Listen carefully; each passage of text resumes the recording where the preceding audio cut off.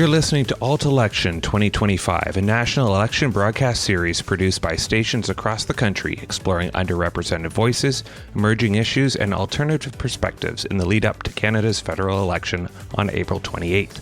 The initiative is supported by the Covering Canada Elections 2025 Fund in partnership with the Public Policy Forum, Rideau Hall Foundation, and the Michener Awards Foundation. Learn more at AltElxn.ca. And now, today's episode. CJLO 1690, Montreal. Hello, you're listening to CJLO News. The views expressed in this broadcast are those of the interviewee and not of CJLO.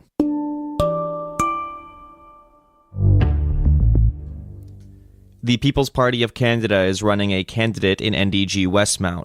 Founded in 2018 by former Conservative Maxime Bernier, the People's Party has never won a seat in Canadian Parliament, but in the last federal election they received over 5% of the popular vote. Their candidate in NDG Westmount, Marc Perez, has been an outspoken community member, most recently known for his anti-bike path rallies in the borough. Perez says he views the People's Party as a more center-right alternative. The whole paradigm has shifted. Like the Liberals are no longer center left; they're like the extreme left, and the Conservative Party of Canada is now the extreme right. So the difference between our policies and everybody else's policies is that we want to shrink government. We want less government involvement. We want to make sure that that there's more money in because all these free programs, they sound good, but they do cost. It's every citizen gets taxed for these benefits. The People's Party wants to see sweeping immigration reforms. Their platform reads, quote, "Natural-born Canadians are being replaced by immigrants," unquote. They want to lower the number of refugees and immigrants, including lowering the number of immigrants accepted under the Family Reunification Program, and abolishing that program for parents and grandparents. For Perez, housing is first and foremost an issue of immigration. We haven't built enough houses to have all these to welcome all these new immigrants. So what's happening is that it raises the cost of houses and the cost of construction because of the carbon tax and stuff like that. So everything's like intertwined and interconnected. The People's Party has not elaborated too much on the issue of tariffs and sovereignty threats from America, but Perez reiterates the party's Canada First policies, like reining in government spending and emphasizing economic independence. We would definitely go to the table. We would definitely negotiate with the president, and we would see what we could do to make sure that we have a new treaty that benefits Canadians a lot more than the Americans. On the topic of climate change, the People's Party wants to abolish all climate change programs and end what they call climate alarmism. Climate alarmism is basically us having a gun to our head saying, you must do this and you must implement bike paths. You must cut your carbon tax because you must cut the level of carbon that your country emits because it's hurting the planet and stuff like that. Perez also emphasized what he considers Canadian values. Canadian values is the Judeo-Christian values. We have to be helping out each other. We have to look out for each other. The government has to be there to protect the citizens, making sure that the citizens have everything that they need in order to be able to have a good life. Perez spoke at length about his anti-transgender positions. Quote, "Gender ideology," unquote, is a central component of the People's Party platform, with promises to defund gender-affirming surgery, ban it for minors, ban transgender people from competing in sports, and cut funding to programs that they consider to be promoting, quote, "radical gender ideology," unquote.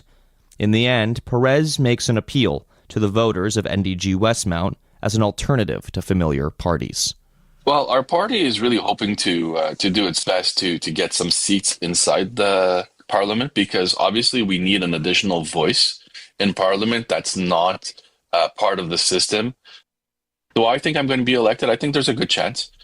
This is part of CJLO's election coverage. For more interviews with candidates, activists, and experts, tune into the News Wrap on Fridays at 9 a.m. and listen to our Election Night live broadcast on April 28th, starting at 6 p.m.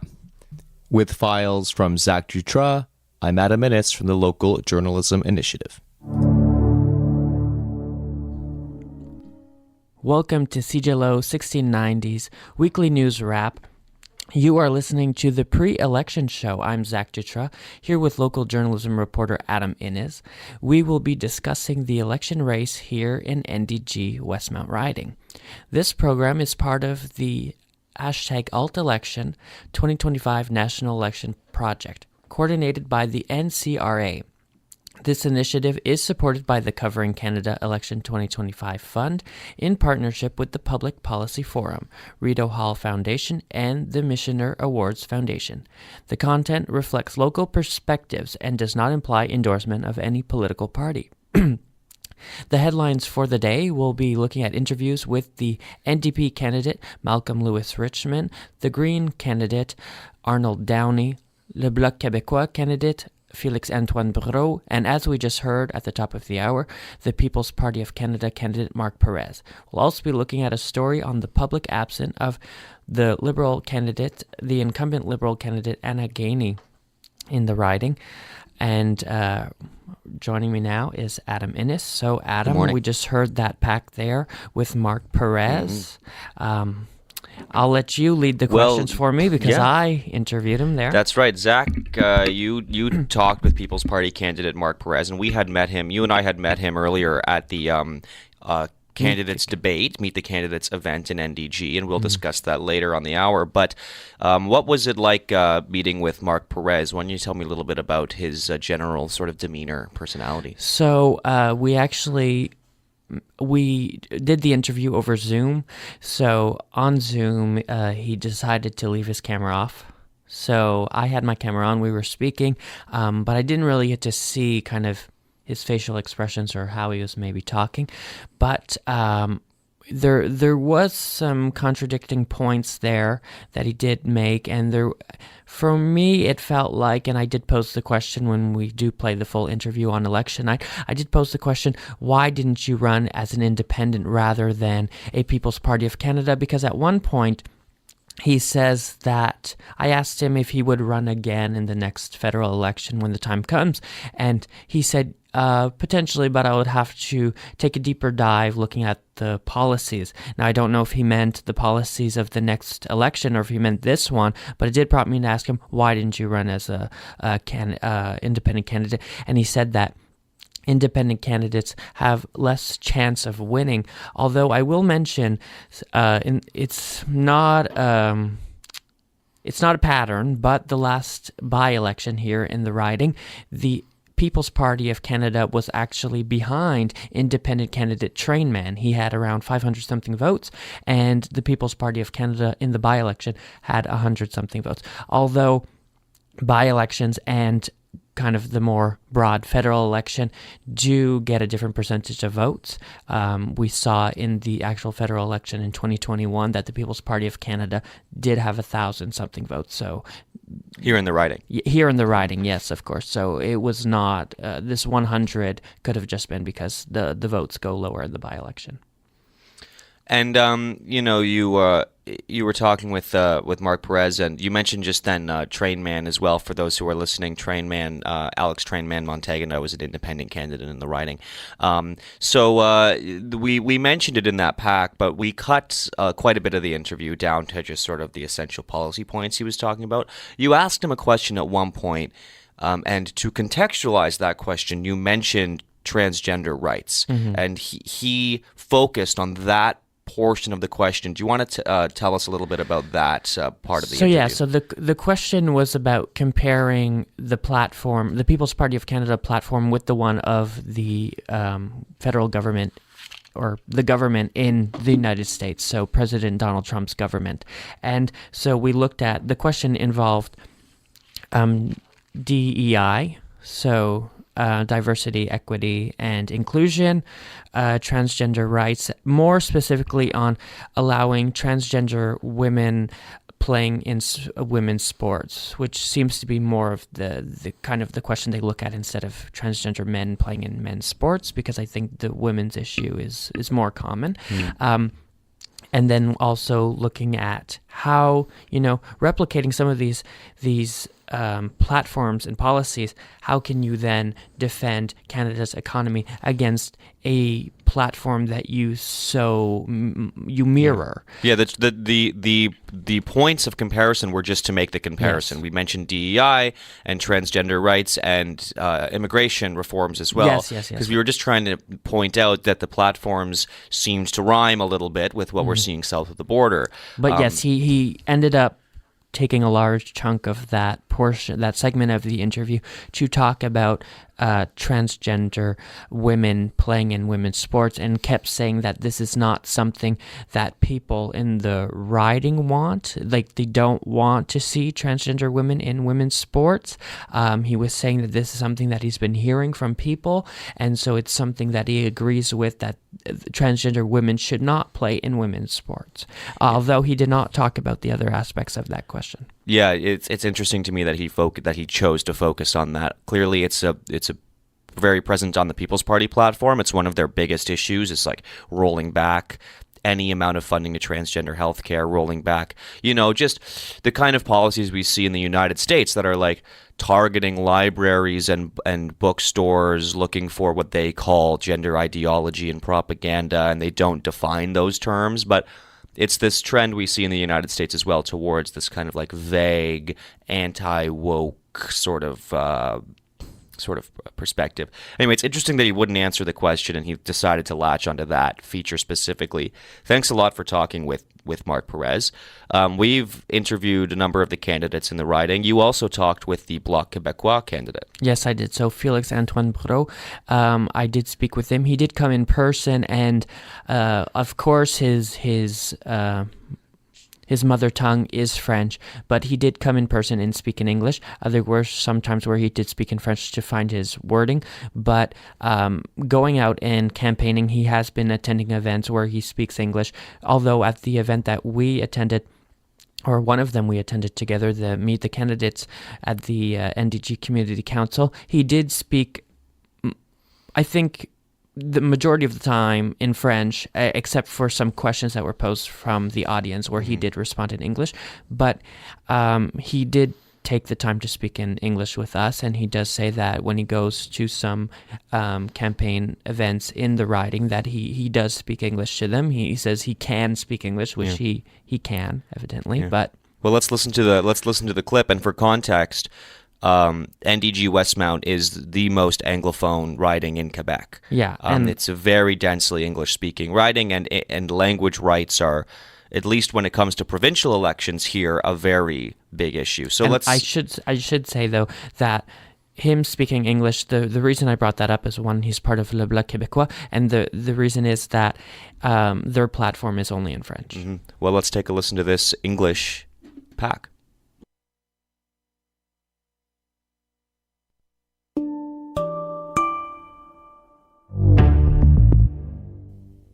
The Bloc Québécois are running a candidate in the Notre-Dame-de-Grâce Westmount riding.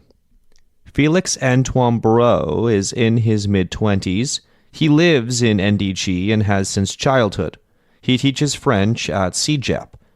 Brault says with the tariffs from the United States, economic independence for Quebec is still top of mind for the Bloc Québécois. The Bloc is here to defend Quebec's specificities, be it its gestion de l'offre, be it its aerospatial industry, its technologies, the wood industry, the forestry industry. All of those are under threat with the unpredictable president down south. But Brault still makes a case for the Bloc Québécois in national parliament. Oftentimes, it happens that provinces share interests when it comes to the federal not overstepping its boundaries. Therefore, what's good for Quebec in terms of having our constitutional and legal rights respected also oftentimes is good for the rest of Canada, for other provinces. On the topic of housing, the Bloc wants to see housing managed on a smaller level. The Bloc Québécois, first of all, wants Canada to transfer the sums it will invest in housing back to Quebec, because we strongly believe that local actors, municipalities, they are the governments who know their people best. When it comes to the environment, the Bloc has maintained that new pipelines would not be allowed to pass through Quebec. They also want to see a reduction in fossil fuel subsidies. What we need is not to spend tens of billions of dollars in new pipelines to then roll back on emissions. What we need is to take that money right now, that $30 billion a year that's being invested in fossil fuels, and ideally that 40 billion rather that was invested overall since the nationalization of the Trans Mountain pipeline out west. That is our money, our taxpayer money, and right now it goes and has been going for years and years on end, no matter if the government was liberal or conservative, to directly polluting our environment and to making those few oil and gas companies richer. After pressure from local activists, Barreau has also fully endorsed the Vote for Palestine platform and stressed recognizing Palestinian statehood in our interview. You will never hear any federal office say Palestine.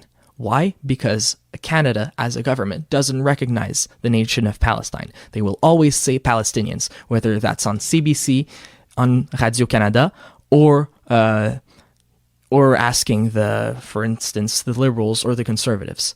The Bloc recognizes Palestine, which is quite important, but also denounces the extreme actions taken on both sides. The Bloc doesn't stand with Hamas or with Iran trying to exterminate Israel.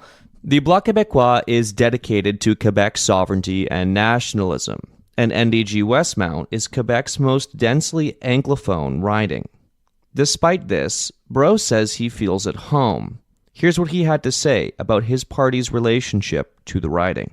The Anglophone minority is suffering just as much as we are from the neoliberal management handling the government and public affairs as if they were a business. That issue has been worsening all of our lives, no matter which language you speak.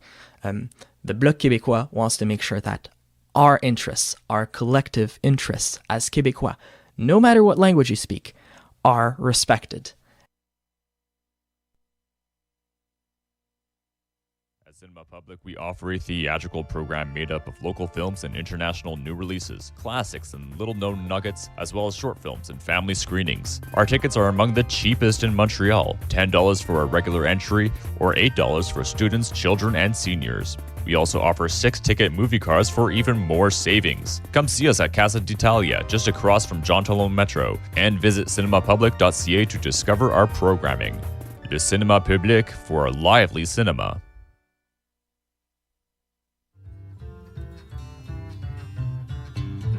Dust off your boots, pour some sweet tea, and tune in to the freshest of folk, roots, indie, and more, along with some favorites of the past. The best of old and new meet together in The Alley every Friday at 11 a.m., only on CJLO 1690 AM. You are listening to CJLO 1690.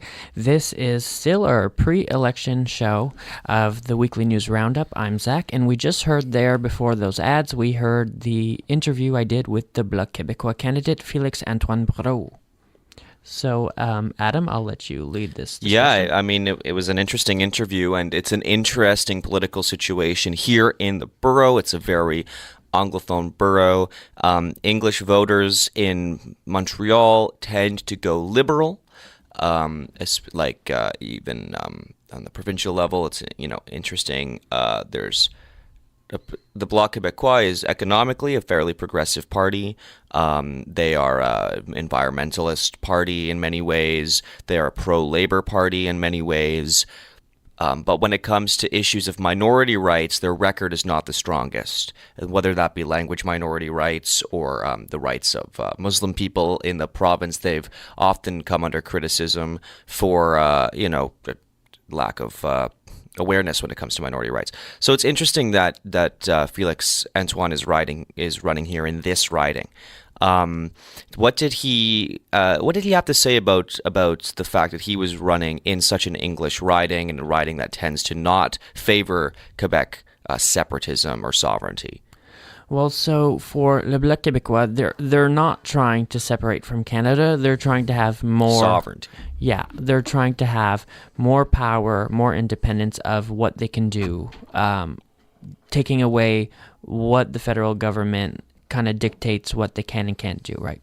So for him, though, he was saying that one of the lines that he said was, voting for Le Bloc is not voting for French. So he was trying to get out to the English vote and to the allophone vote and say, this is not, you're not voting for French, you're voting for more provincial power. You're more power for the provincial government to make its own decisions outside of perhaps waiting for the federal government to send funding or the federal government earmarking certain funding for certain projects. He wants the money to be the decision of the party, of the provincial government in Quebec, which ultimately will not be Le Bloc Québécois. It will be a provincial party like right now it's the Coalition Avenir du Québec, so le CAQ.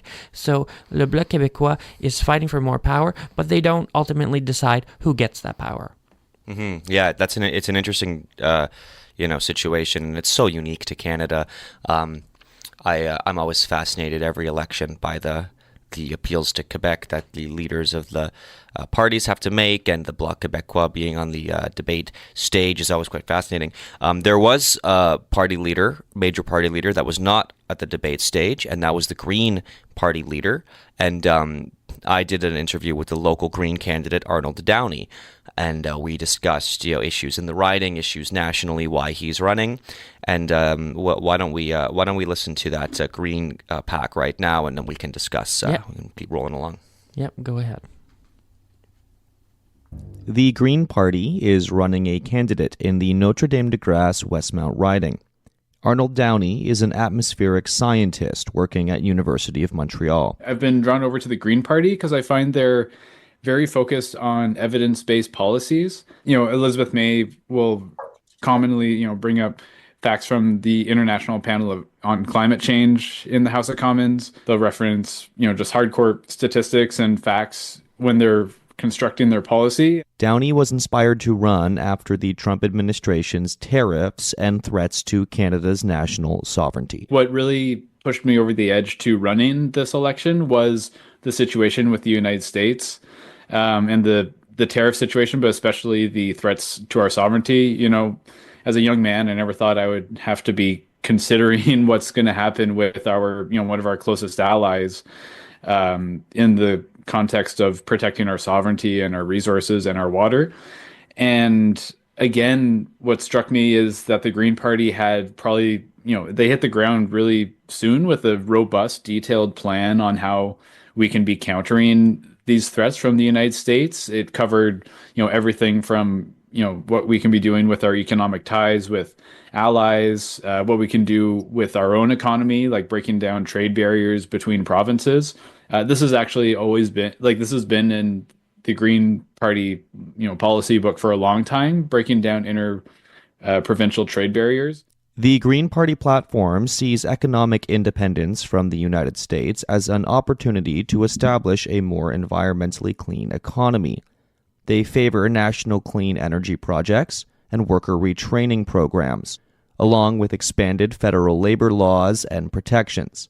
Downey says he's personally a fan of what he calls multitasker solutions, like harvesting Canadian lumber to create jobs and using that lumber for housing, or establishing an ambitious cross-Canada energy grid using Canada's minerals. It is an enormous project, and we kind of need all hands on deck for this sort of thing.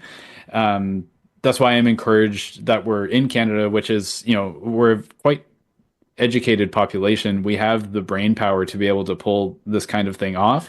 There's a lot we can do within our country to become a more robust and resilient nation in the face of these threats. So those are the kind of things that we want to prioritize. Like the Liberal platform, the Greens support the federal government getting back into the business of building housing. Similar to the NDP, they want a clearer and stricter definition of affordable housing.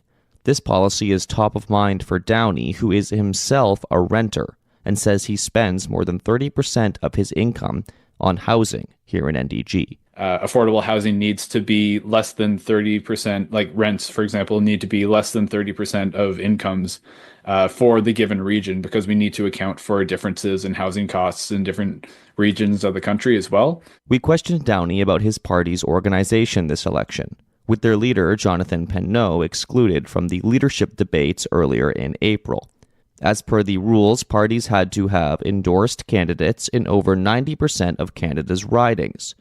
Though the Greens had done this, several of the candidates across Canada were not able to officially register through Elections Canada. I think it's undemocratic and a disservice to Canadian democracy, especially in the context of all the issues we're having.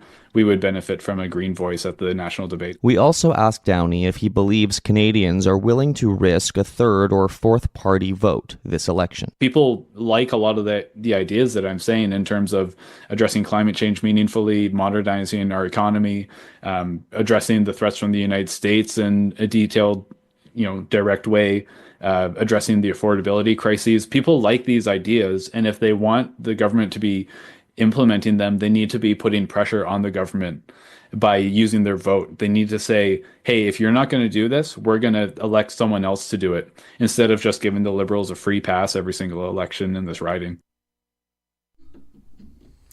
So we just heard there from Arnold Downey, the Green Party candidate here in the Westmount NDG riding. So that interview was done by Adam Innes. So Adam, I'll ask you some questions. So he said that a major reason he got into this election was because of the threat from President Donald Trump in the United States, the economic threat. But a lot of people see the Green Party as the environmental party.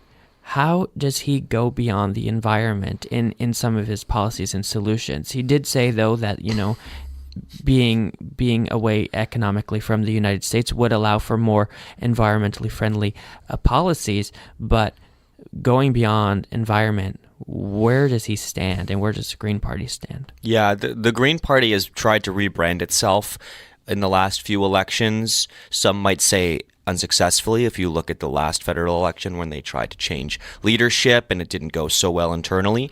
But the Green Party has been trying to rebrand itself as not just the environmentalist party, but a party that really prioritizes small businesses, local economies, in combination with massive national projects. So similar to the Liberals and the NDP, they really want to see the federal government back in the business of building housing. They want to see the federal government building high-speed rail, working on what's distinct about the Greens is the national energy grid, very ambitious project.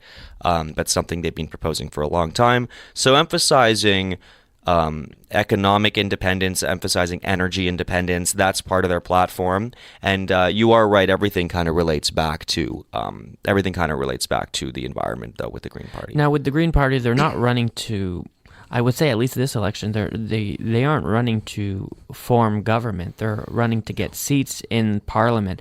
Are they hoping for a minority government to have, so they could have a voice? Look, during an election, it's hard to get a candidate to talk like that. It's really difficult to get a candidate to admit they're not running to form government, or to admit that they're running for a strategic reason, just for a voice in Parliament. I mean, they'll say it a little bit, but it's hard to get them to say, like, we would prefer a minority government. They need to maintain on the campaign trail a sense of momentum and hope, I think. So ultimately, I'm sure the position is very different among different Green members. What's interesting about the Green Party, I will say, is it's baked into their party constitution that they do not whip votes. So theoretically, if there were more Green, there's currently 2 Green members of Parliament federally.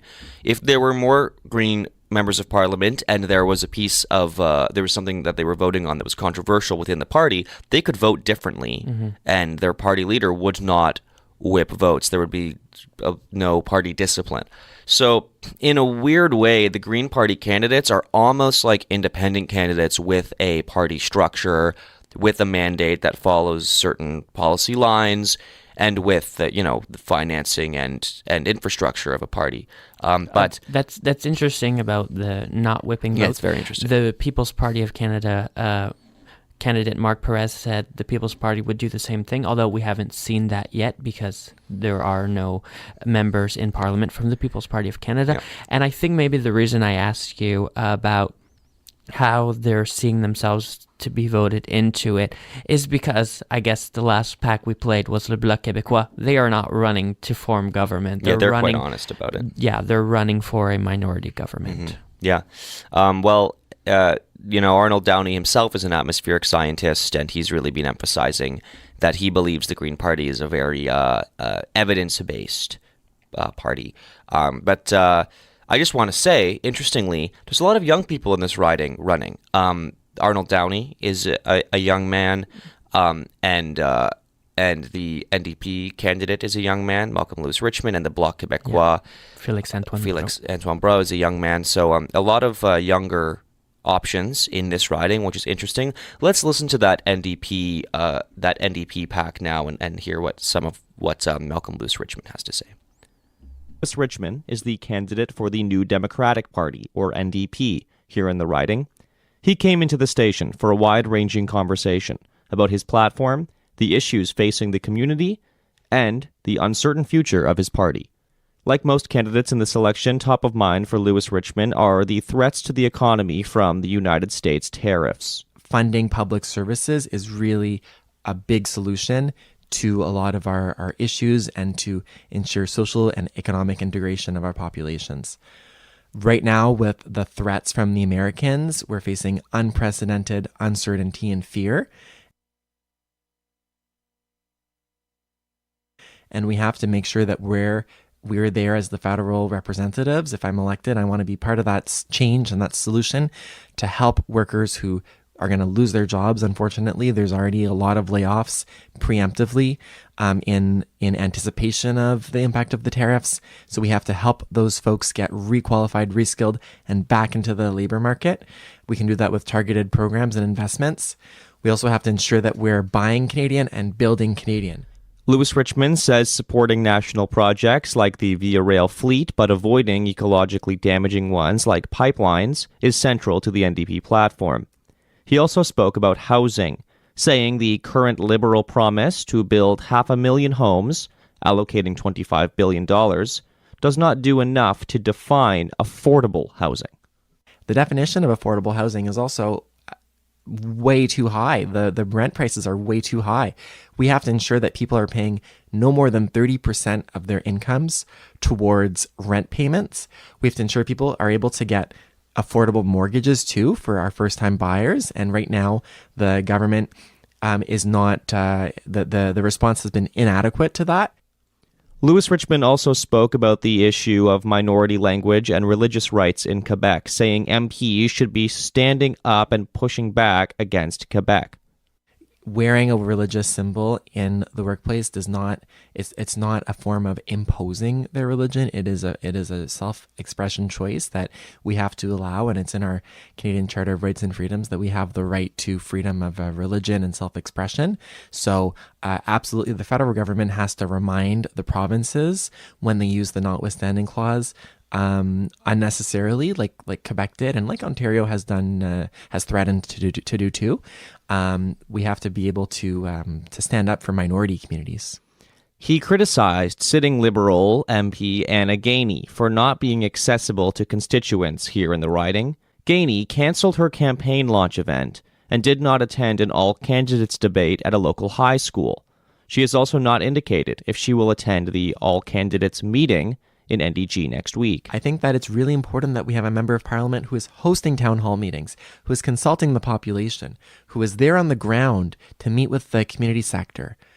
I think there's been, people have been underwhelmed by our current member of parliament's performance, and I'm offering a change. Hopefully folks will understand and will see that, that we can elect a different party without necessarily risking a conservative government too, because the Conservatives are probably not going to pick up NDG Westmount as a seat.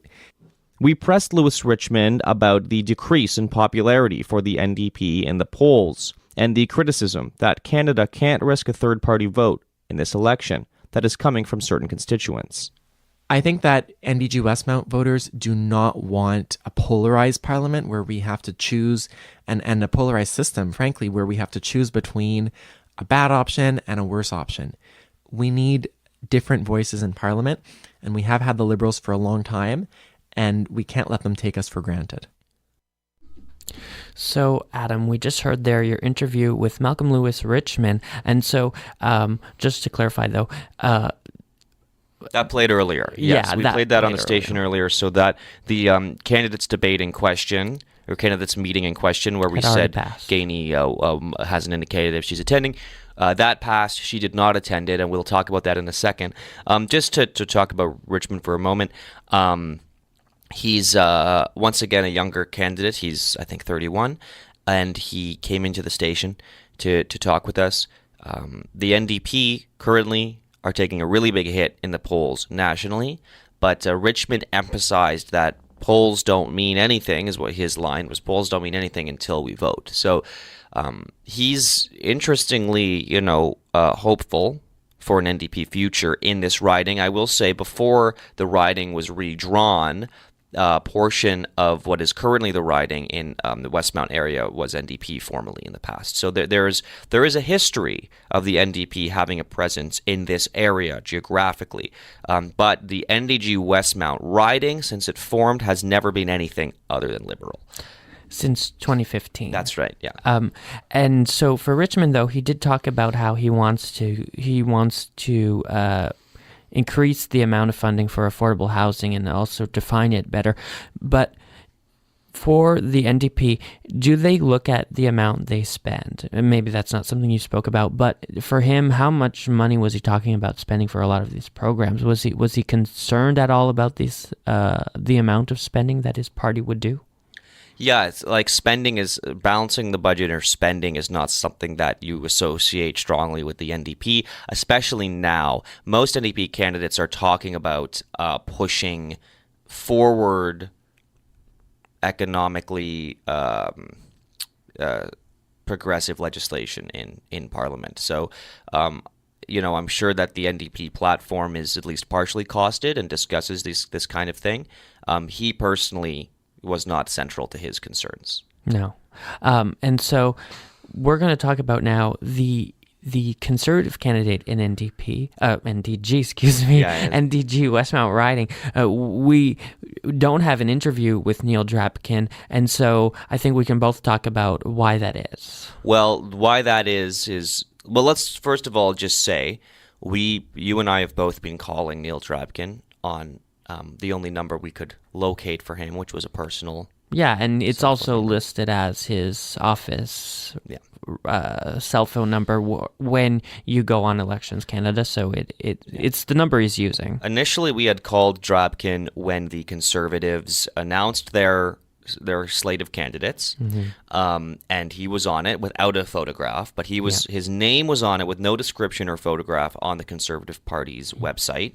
Federally. Yeah, I did get to talk to him. He said that he was waiting for his campaign to launch. Yeah, he said he wasn't even officially registered yet. This was before the deadline to officially register candidates, and he was like, I'm not even sure if I'm running yet. Why don't you call me next week? Yeah. And we did. And we did. We did not get an answer, and then we also waited until the deadline had passed where you could no longer drop your candidate or select new candidates, and he still has not answered the phone. He was also not at the Meet the Candidates event in NDG. So with the NDG Community Council, he was not there as well, so we could not introduce. He hasn't done ourselves anything. He hasn't been going to any meet and greets. He hasn't been campaigning really at all. But he does have signs around NDG Westmount. I have seen those. I've seen that a lot of them have been vandalized. I will say, though, the one outside the Loyola campus here at Concordia has not been vandalized.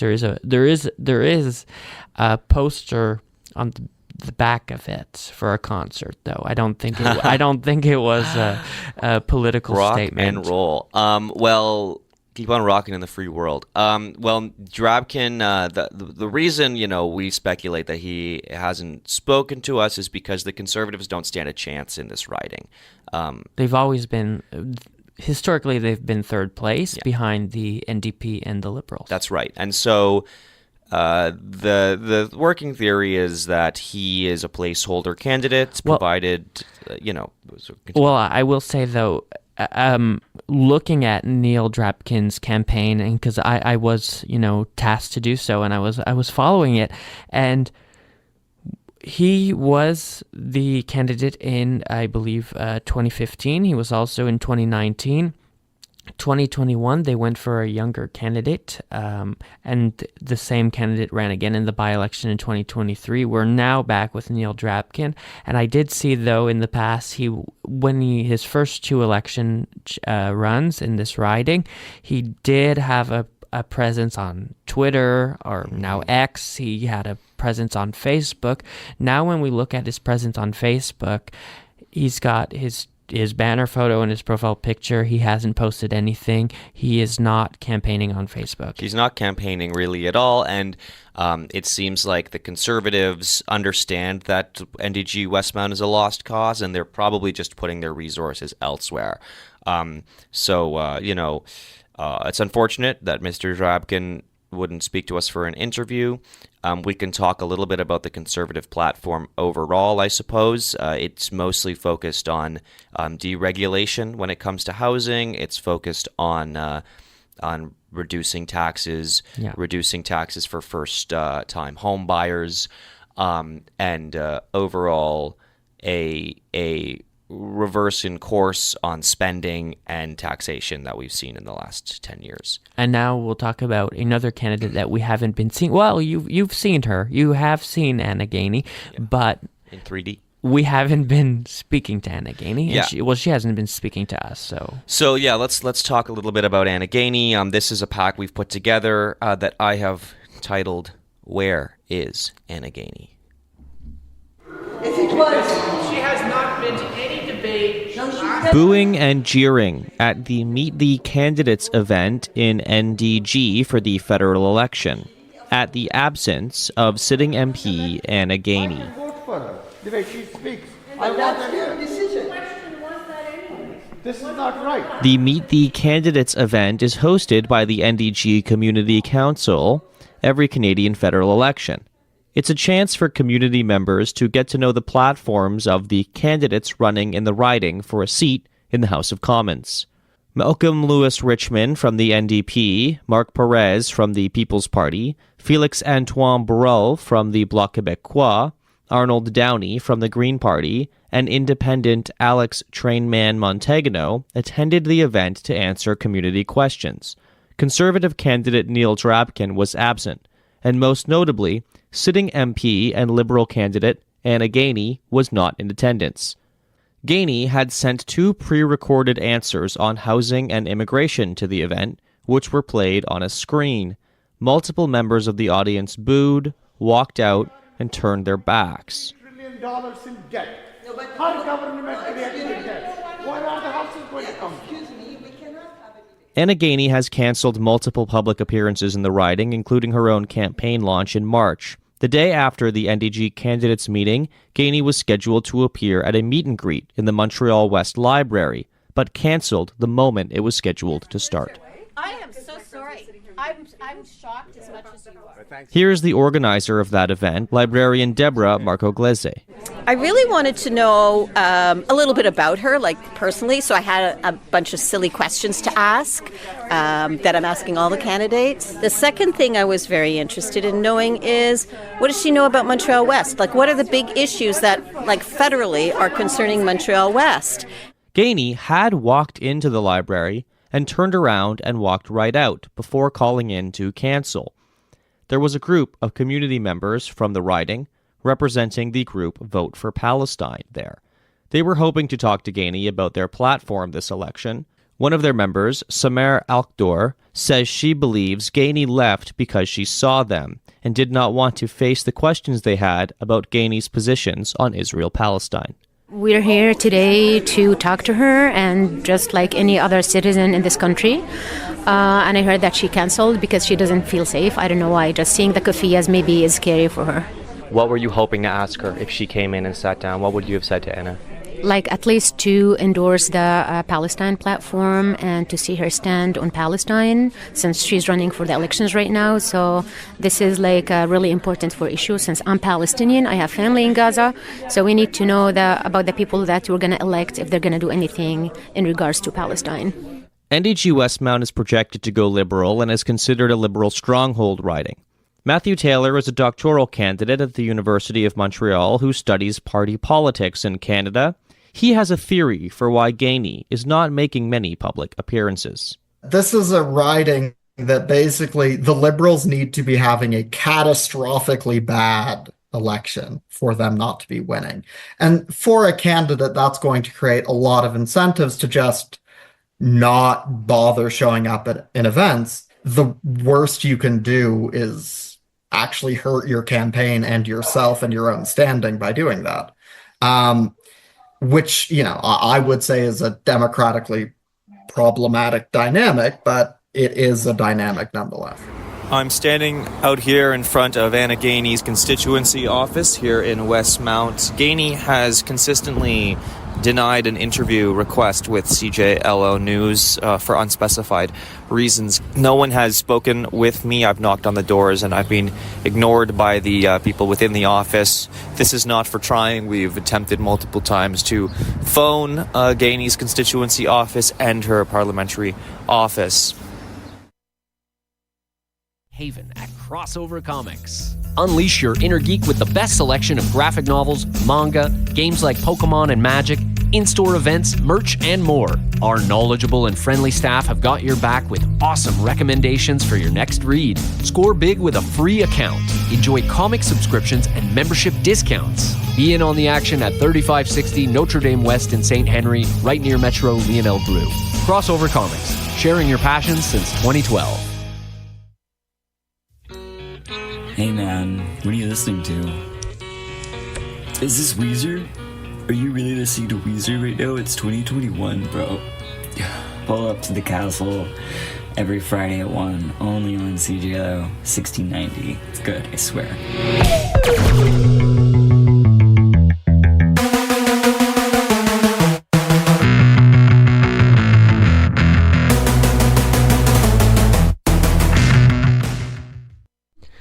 So as you titled that pack, Adam, where is Anna Gainey? Well, where is she? She has not been attending many events. And then what I found interesting, the one that she did attend, she left right away and called in and then said she had to cancel. So what did you find out the reason of what she had said to the librarian, why she had to cancel? So, yeah, just to backtrack a little bit, she's been disappearing from events for a while, causing a lot of speculation and frustration in the riding. So at that event, it was a very low-key meet the candidates event where the candidates were appearing one by one, not at the same time. So there was no debate element or anything. Yeah, and it was not all the same day as No, not all at the same day. They were appearing one at a time at this very cute, quaint local library just down the street from the station. I had no interest in going to the other events because Drabkin wasn't going. Neil Drabkin, the Conservative candidate, wasn't going, and we had already spoken to all the other candidates. So I went just to Gainey's. And a lot of people there were eager to speak with her, and there was a small group of people there from Vote for Palestine. I want to be clear. They were not protesting, and they gave no indication that they intended to be rowdy. They said to me, and if you heard the interview clip, that they were hoping to ask Anna Gainey about her position on Israel-Palestine. Anna Gainey, in her last year in Parliament, sat on the Interparliamentary Committee between Canada and Israel, and so there were questions about her position from the Palestinian community here in the riding. So she walked in, turned around. Then the librarian got a phone call, and she had a very shocked look on her face, like a look of offense and shock. And I overheard her say, "We can't remove anyone. We're a library. We're a small organization." So I would speculate that Gainey or whatever staff asked for certain people to be removed. Now, I don't want to speculate too much, but it seems as though Anna Gainey does not want to face the Palestinian contingent in the riding. The librarian said she indicated she felt unsafe about certain people there. I don't know who else it might be. Maybe perhaps me as press there. I have been standing outside of her. Oh, small correction on that, Pac, by the way. I wasn't standing outside of her constituency office. I was standing outside of her campaign office. But once again, I've not been aggressive at all. Some actors in the riding have been. There was one journalist who followed her to her car, and that's an aggressive tactic that I personally, as a journalist, don't do things like that. But I did stand outside of her campaign office because I've been denied any kind of press access. The only public appearances she's really made have been scheduled liberal rally events which don't have a press component. So she just doesn't seem to want to interact with press, and she doesn't seem to want to interact with the community. Similar to Drabkin, she doesn't seem to be running too strong of a campaign. I mean, she's got posters, she's had door knockers, certainly trying more than Drabkin is. But if you heard that political scientist we interviewed, this riding is just a liberal stronghold, and it's not about Gainey, it's about the party, and especially this election. It's about the party. It's about Mark Carney. It's about saving Canada. That's the narrative. I could tell you from the interviews that I did conduct outside of polling stations on the advanced polling weekend, many of the people I spoke to, if not all, were voting Liberal. And many of them had also said, though, they wouldn't have voted Liberal had it still been Justin Trudeau. They said they would have gone to NDP. They would have gone to Green Party. And I had said, though, is it something at the local level that you think about? One woman, it's gone from Conservative Party to Liberal. She said she does not respect Pierre Poilievre and his stances. She said, though, for Aaron O'Toole and Andrew Scheer in the last election, she did vote for Conservative. But when many of these people, when voting for the Liberal in this candidate, they're not thinking Anna Gainey. They're thinking, like you said, Mark Carney. And had it been Justin Trudeau, as we saw in polls before he stepped down, this riding could have gone to someone else perhaps, because the few that I did speak to said they were not going to vote for the Liberal candidate had it not been. But many of them, I will say, the ones that were voting were not concerned about Anna Gainey's stances. They were not concerned about who she was. And I think that perhaps plays into why she doesn't, like you said, attend events. And it's the ones that it does intrigue me that many people still want to know more about Anna Gainey, considering, it's not her first time running in the riding, though, of course, now there's more prevalent questions about Palestine and Israel. Mm-hmm. It seems like that's the central controversy of her campaign, and the ultimate question that's causing her to hide, if I were to guess, just based on her behavior. I will also say, I'll add one last thing. I didn't see anyone from the Meet the Candidates at the NDG Community Council at the voting station, so they may have voted another time. I just didn't cross paths with them again. How long did you stand outside of that voting station? Oh, it was really cold, and it was Easter Sunday. I was out there for 1 hour, but I did see many people going in and out. There was never a huge lineup. but they were going in and out. There was always a rotation of people going in and out. And but I did hear, though, that polling station, it was the same one all weekend, that they said on Friday it was very hectic. There was a lot of people on Friday, and as we've heard, there was a lot of events polling over the weekend across Canada. So there were people, and I think many of them probably went on Friday, but the others that were going on Easter Sunday that took the time to vote, there were a few that, of course, did not want to, or more than a few that did not want to speak to us or to me, maybe to me specifically. But that's fair. Your vote is your own. It's a private matter. But if you're willing to talk to press about it, that's great. If what's happening here in the riding with this vote looking more at the leadership and the party itself than the individual candidate. And what you said, a shift away from the Conservative Party to the Liberal Party, if what's happening in this riding is any indication of what's happening in other Liberal ridings across the country, then the polls are accurate. The polls are showing expecting a Liberal government to form. Interestingly, they're also expecting a lot of Conservative popularity from the popular vote ultimately. I read one poll recently that indicated that the Conservative Party may get the most votes in Canada of any party to not form a government. So, interesting stuff going on this election. And thanks for standing outside of that polling booth in the freezing cold on a holiday, talking to people who are voting. Well, it's interesting that a lot of people compare the Conservative Party to following some of the tactics that Donald Trump did in his campaign, and one of those is going after the young vote and perhaps going on more alternative media platforms. And when we did speak to, although I will say that maybe Concordia does not form a consensus of the young vote, though students at Concordia were voting either NDP, Green, or Liberal. There was more strategic voting, saying that they had originally wanted to vote NDP or Green and then gone to Liberal, although there was still a mix of votes. One student did tell me that they were voting Conservative and that they wanted change and they wanted a new government, which I guess some people do see that the odds of any other party, it's really between the Liberals and the Conservatives. So it seems those are the two options people are looking at more closely.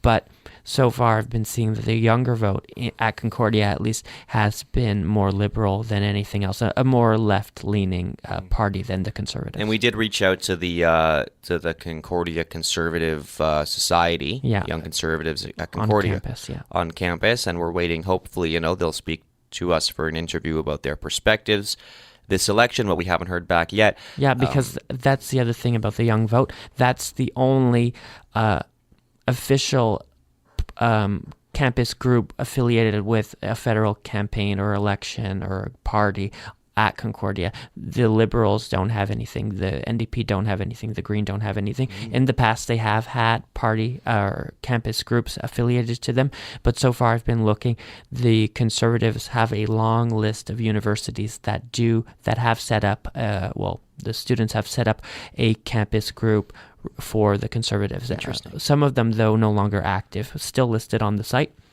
no longer active, but Concordia is one of them. And the students did not speak to Neil Drapkin. I've seen on their page they did speak to another Neil in Montreal, Neil Oberman. Yeah, Neil Oberman. Yeah. All right. Well, this has been the pre-election show. Do you want to close us out, Zach? Yeah, sure. So I want to thank everyone for listening to the news wrap, the weekly news wrap, as we do every Friday. But this one was a special pre-election coverage, and from support from AltElxn, helping provide community stations with support for election coverage. You could also learn more about their initiative on their website at altelxn.ca, although I'll spell it out for you. Alt is AltElxn.ca. So again, their website is AltElxn.ca.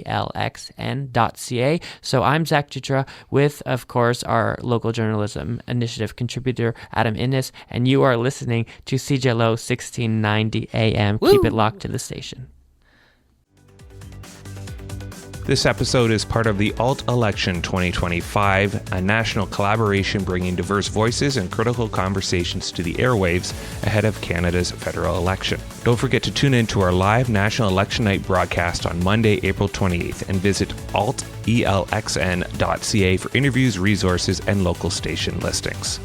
A big thanks to our sponsors at the Covering Canada Election 2025 Fund, made possible through the Public Policy Forum, the Rideau Hall Foundation, and the Michener Awards Foundation. Thank you for listening. We'll see you on election night.